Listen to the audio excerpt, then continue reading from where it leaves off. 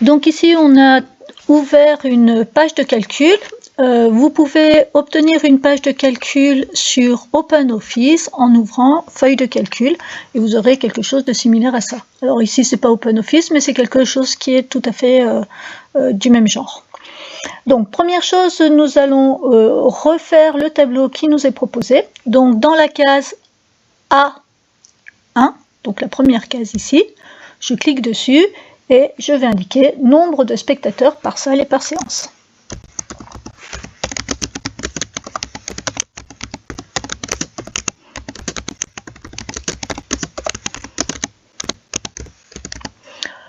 Voilà. Ensuite, on va avoir les salles. Donc,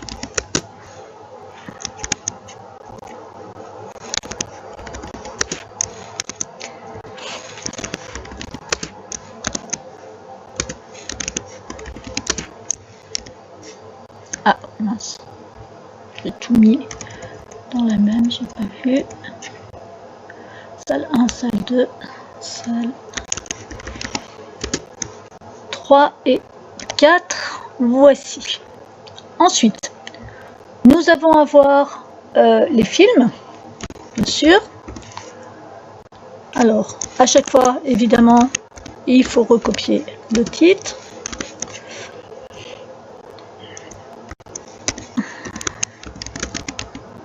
C'est du glacier.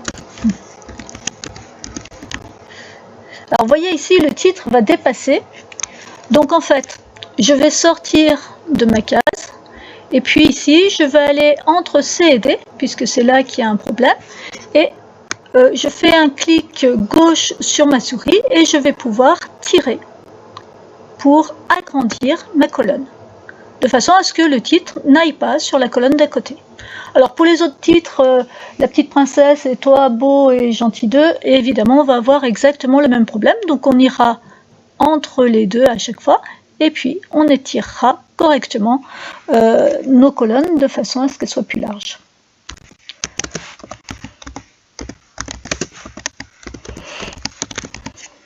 Voilà, donc vous voyez là ça dépasse. Je vais, ah non, je sors d'abord, pardon. Et je vais entre les deux, ici, clic gauche, et j'écarte. Voilà.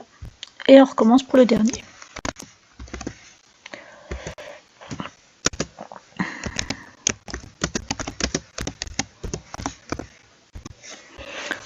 Voilà, je sors, je vais entre les deux, clic gauche, et j'étire. Voilà.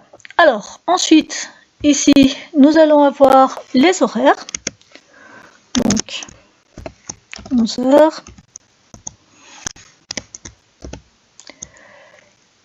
14h.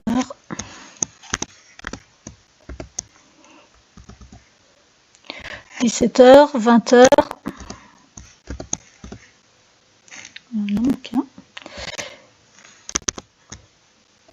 22h30. Voilà, donc là on laisse une colonne de libre et enfin on aura le total.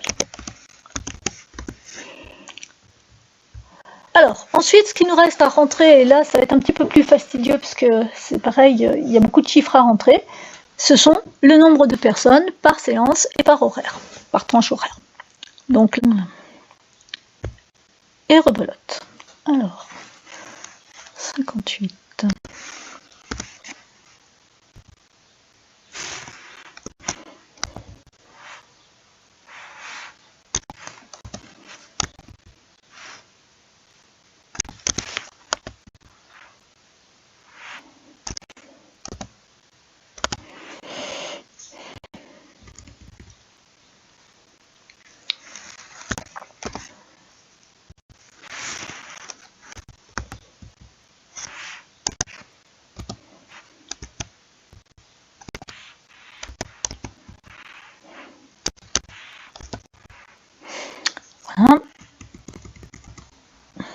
Alors pour le dernier, on n'a pas toutes les données, puisque justement à la fin de l'exercice, on va vous demander de compléter.